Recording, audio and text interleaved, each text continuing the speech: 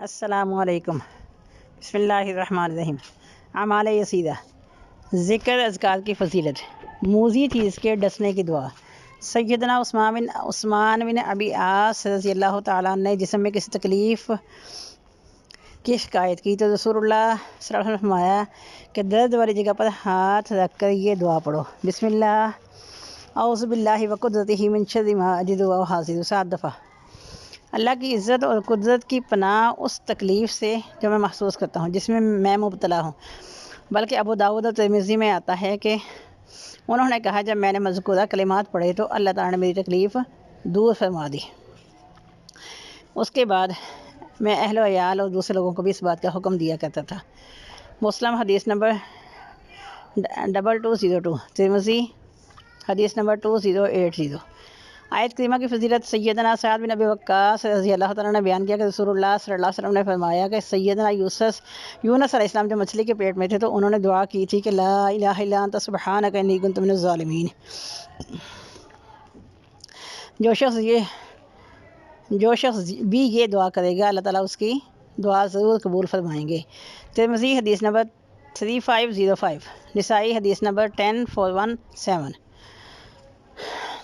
استغفار کرنا، سیدنا ابو ہریرہ رضی اللہ تعالیٰ عنہ سے روایت ہے کہ نبی صلی اللہ علیہ وسلم نے فرمایا کہ اللہ کی قسم اگر تم کوئی گناہ نہ کرو اللہ تعالیٰ تمہیں تبدیل کر کے کسی دوسری قوم کو لے آئیں گے اور جو گناہ بھی کریں اور استغفار بھی کریں اور اللہ تعالیٰ انہیں معاف کر دیں۔ مسلم حدیث نمبر 2749۔ آسان صدقہ، سیدنا ابو ذر رضی اللہ عنہ سے روایت ہے کہ بعض صحابہ کرام نے نبی صلی اللہ علیہ وسلم سے دریافت کیا، اے اللہ کے رسول، آپ تو سارا مالدار لوگ لے گئے کیونکہ وہ ہماری طرح نماز بھی پڑھتے ہیں، ہماری طرح روزہ بھی رکھتے ہیں، البتہ ان کے پاس مال زیادہ ہے جس سے وہ صدقہ کرتے ہیں۔ تو آپ نے فرمایا اللہ تعالیٰ نے تمہاری آسان صدقہ مقرر فرمایا ہے، سبحان اللہ کہنا صدقہ ہے، اللہ اکبر کہنا صدقہ ہے، الحمدللہ کہنا صدقہ ہے، نیکی کا حکم دینا صدقہ ہے، برائی سے روکنا صدقہ ہے، اپنی بیوی سے ازدواجی تعلقات استوار کرنا صدقہ ہے۔ صحابہ کرام نے عرض کیا کہ یہ صدقہ کس طرح؟ آدمی تو اپنی خواہش پوری کرتا ہے۔ آپ صلی اللہ علیہ وسلم نے فرمایا کہ یہی کام اگر وہ حرام جگہ کرے تو کیا وہ گناہ گار نہ ہوتا؟ اس طرح اگر حلال جگہ کرتا تو اسے ثواب ملے گا۔ حدیث نمبر 1006۔ سمندر کی جھاگ جتنے گناہ معاف، سیدنا عبداللہ بن عمر رضی اللہ تعالیٰ نے بیان کیا کہ میں نے رسول اللہ صلی اللہ علیہ وسلم کو یہ فرماتے سنا کہ جو شخص یہ دعا پڑھے لا الہ الا اللہ وحدہ لا الہ الا اللہ واللہ اکبر الحمدللہ سبحان اللہ ولا حول ولا قوۃ الا باللہ، تو اس کے گناہ معاف کر دیے جائیں گے اگرچہ وہ سمندر کی جھاگ کے برابر بھی ہوں۔ مسند احمد حدیث نمبر 6909۔ سیدنا ابو ہریرہ رضی اللہ عنہ سے روایت ہے کہ رسول اللہ صلی اللہ علیہ وسلم نے فرمایا کہ جو شخص یہ دعا کسی دن 100 مرتبہ پڑھتا ہے سبحان اللہ و بحمدہ تو اس کے گناہ معاف کر دے رہتے ہیں اگرچہ وہ سمندر کی جھاگ کے برابر۔ بخاری حدیث نمبر 6405، مسلم 2691۔ سیدنا ابو ہریرہ رضی اللہ عنہ سے روایت ہے کہ رسول اللہ صلی اللہ علیہ وسلم نے فرمایا کہ جس شخص نے ایک دن میں 100 مرتبہ یہ دعا پڑھی لا الہ الا اللہ وحدہ لا شریک لہ لہ الملک و لہ الحمد وہو علی کل شیء قدیر، اس کے ساتھ 10 غلام آزاد کرنے کا ثواب ملتا ہے، اس کی 100 نیکیاں لکھی جاتی ہیں، اس کے 100 گناہ معاف ہوتے ہیں، پورا دن شیطان سے محفوظ رہتا ہے۔ کوئی شخص اس سے افضل ثواب والا نہیں ہوگا اگر وہ اس سے زیادہ عمل کرے۔ جو شخص کسی دن 100 مرتبہ سبحان اللہ و بحمدہ ہی پڑھتا ہے تو اس کے گناہ معاف کر دیے جاتے ہیں اگرچہ وہ سمندر کی جھاگ کے برابر ہوں۔ بخاری حدیث نمبر 3293، مسلم 2691۔ مجالس ذکر کی فضیلت، سیدنا ابو ہریرہ رضی اللہ عنہ سے روایت ہے کہ نبی صلی اللہ علیہ وسلم نے فرمایا اللہ تعالیٰ نے کچھ اپنے گشت والے فرشتے مقرر فرمائے ہیں جو ذکر کی مجالس کی تلاش میں رہتے ہیں، جب کسی جگہ ذکر کی مجالس پا لیتے ہیں تو ان کے ساتھ بیٹھ جاتے ہیں اور انہیں اپنے پروں کے ساتھ گھیر لیتے ہیں، حتیٰ کہ آسمان دنیا تک فضا کو بھی گھیر لیتے ہیں۔ یہاں سے فارغ ہو کر اللہ کے دربار میں حاضر ہوتے ہیں تو اللہ تعالیٰ ان سے پوچھتے ہیں، اگرچہ اللہ کو خوب معلوم ہوتا ہے، ان سے پوچھتے ہیں کہ تم کہاں سے آئے ہو؟ تو وہ کہتے ہیں ہم زمین سے تیرے ایسے بندوں کے پاس ہیں جو سبحان اللہ اللہ اکبر لا الہ الا اللہ تعریف و ثنا کر کے آپ سے سوال کر رہے ہیں۔ اللہ تعالیٰ ان سے پوچھتے ہیں وہ مجھ سے کیا سوال کرتے ہیں؟ فرشتے کہتے ہیں وہ آپ کی جنت کا سوال کرتے ہیں۔ اللہ تعالیٰ ان سے پوچھتے ہیں انہوں نے جنت دیکھی ہے؟ تو وہ کہتے ہیں نہیں۔ اللہ تعالیٰ ان سے پوچھتے ہیں کہ اگر وہ جنت دیکھ لیں تو ان کی کیفیت کیا ہوگی؟ اسی طرح فرشتہ کہتے ہیں کہ وہ آپ کی پناہ طلب کرتے ہیں، اللہ تعالیٰ ان سے پوچھتے ہیں کس چیز سے، وہ کہتے ہیں جہنم سے۔ اللہ تعالیٰ پوچھتے ہیں کیا انہوں نے جہنم دیکھی ہے، وہ کہتے ہیں نہیں۔ اللہ تعالیٰ ان سے پوچھتے ہیں کہ اگر انہوں نے جہنم دیکھی ہوتی تو ان کی کیا کیفیت ہوتی۔ فرشتے کہتے ہیں وہ آپ سے معافی کے طلبگار ہیں، تو اللہ تعالیٰ فرماتے ہیں میں نے انہیں معاف کر دیا، انہیں جہنم سے پناہ دے دی۔ فرشتے پوچھتے ہیں اللہ تعالیٰ ان میں ایک ایسا شخص بھی گناہ گار تھا جو ویسے ہی وہاں سے گزر رہا تھا اور گزرتے گزرتے ان کے ساتھ بیٹھ گیا۔ اللہ تعالیٰ فرماتے ہیں اس کو بھی معاف کر دیا ہے کیونکہ ان کے پاس بیٹھنے والا شخص بدبخت نہیں ہو سکتا۔ بخاری حدیث نمبر 6408، مسلم حدیث نمبر 2689۔ بہت وزنی کلمات۔ سیدنا ابو ہریرہ سے روایت ہے کہ رسول اللہ صلی اللہ علیہ وسلم نے فرمایا کہ ایسے کلمات جو پڑھنے میں ہلکے پھلکے ہوں مگر ترازو میں بڑے وزنی ہوں، رب تعالیٰ کو بڑے محبوب ہیں۔ وہ ہیں سبحان اللہ و بحمدہ، سبحان اللہ العظیم۔ بخاری حدیث نمبر 6682، مسلم حدیث نمبر 2694۔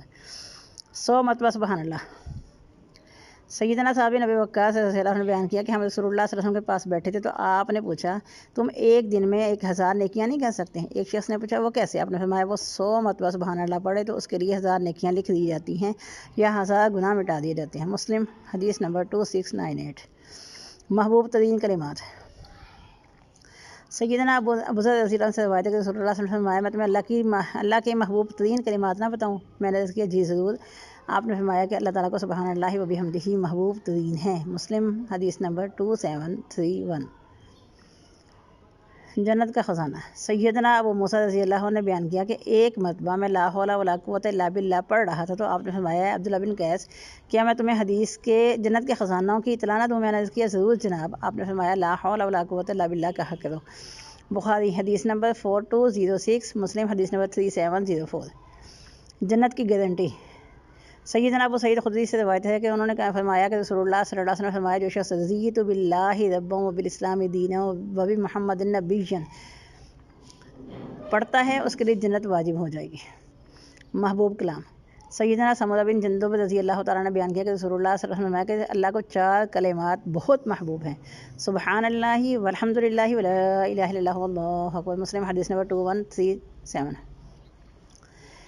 سیدنا جویریہ بنت حارث نے فرمایا کہ رسول اللہ صلی اللہ علیہ وسلم میرے پاس تشریف لائے، میں تسبیحات پڑھ رہی تھی، پھر آپ کسی ضروری کام کے لیے تشریف لے گئے، دوپہر کے وقت تشریف لائے، مجھ سے پوچھا تم ابھی تک تسبیحات پڑھ رہی ہو؟ انہوں نے کہا جی ہاں۔ آپ نے فرمایا کہ میں تمہیں ایسے کلمات نہ سکھاؤں کہ اگر ان کے ساتھ تسبیحات کا موازنہ کیا جائے تو وہ وزنی نکلیں؟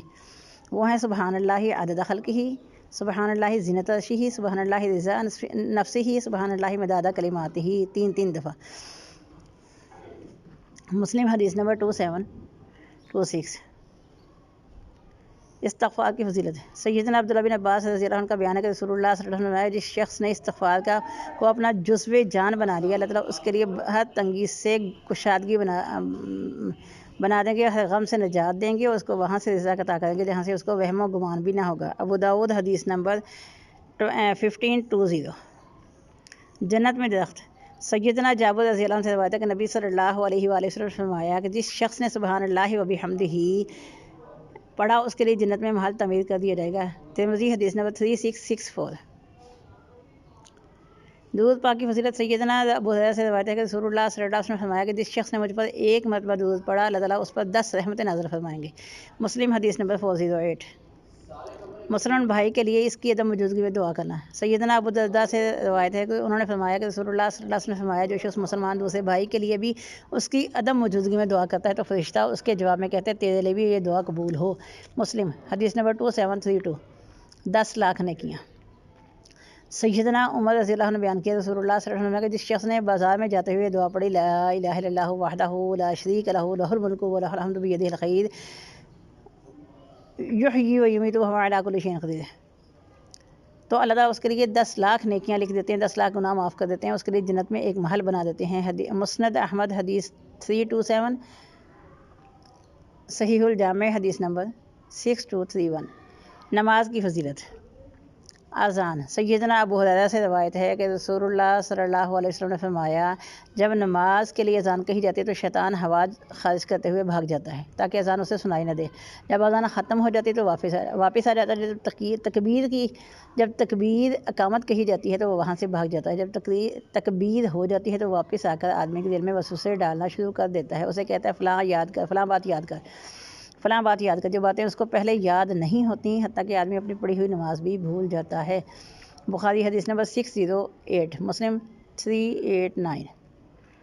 بلند آواز سے اذان سیدنا ابو سعید خدری سے روایت ہے عبداللہ بن عبد الرحمن کو کہا میں نے دیکھا تجھے بکریاں جنگل میں چراتے ہوئے جنگل میں جانا پڑتا ہے پسند ہے، لہٰذا جب تو بکریاں چرائے جنگل میں نکل جائے تو نماز کے لیے بلند آواز سے اذان کہنا، کیونکہ جو بھی جن و انس وغیرہ تیری آواز سنیں گے تو قیامت کے دن تیرے لیے گواہی دیں گے.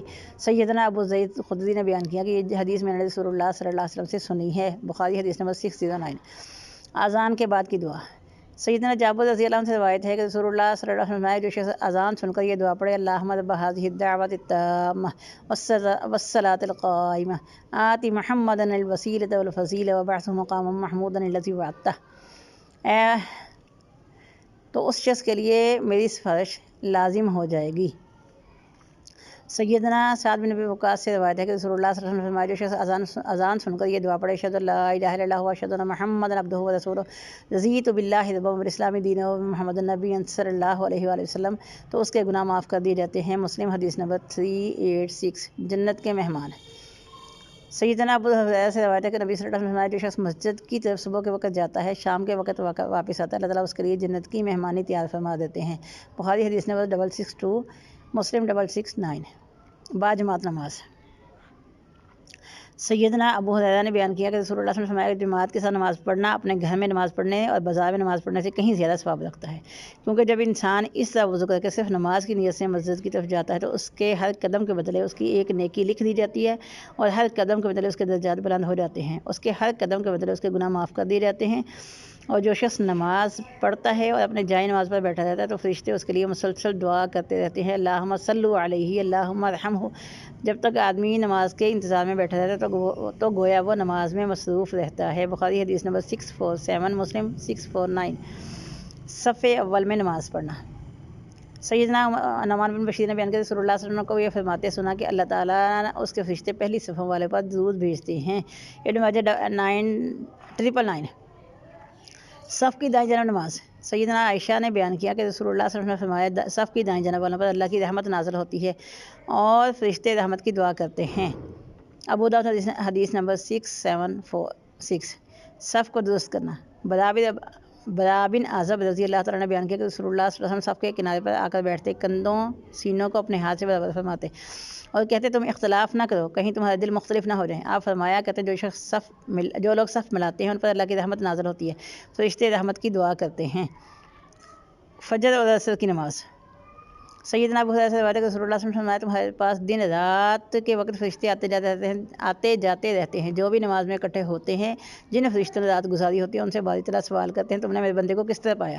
تو وہ کہتے ہیں جب ہم ان کے پاس گئے تھے وہ نماز پڑھ رہے تھے، جب ان کے پاس سے آئے تھے تو وہ بھی وہ نماز پڑھ رہے تھے. بخاری حدیث نمبر 7429، مسلم 632. سیدنا عبد الرحمن بن عمر روایت کرتے ہیں کہ وہ سیدنا عثمان بن عفان کے ساتھ مسجد میں داخل ہوئے. مغرب کی نماز کے بعد اکیلے بیٹھے تھے، میں بھی بیٹھ گیا تو انہوں نے کہا میرے بھتیجے میں نے رسول اللہ صلی اللہ علیہ وسلم کو یہ فرماتے سنا جو شخص عشاء کی نماز باجماعت پڑھتا ہے اس کو نصف رات قیام کا ثواب ملتا ہے، جو شخص صبح کی نماز جماعت کے ساتھ پڑھتا ہے اس کو پوری رات قیام کا ثواب ملتا ہے. بیت اللہ میں نماز سیدنا جابر نے بیان کیا رسول اللہ صلی اللہ علیہ وسلم نے فرمایا کہ مسجد نبوی میں نماز پڑھنا باقی جگہ نماز پڑھنے سے 1000 گنا زیادہ ثواب رکھتا ہے، جبکہ مسجد حرام میں نماز پڑھنے کا 1,00,000 نماز پڑھنے جتنا ثواب ہے.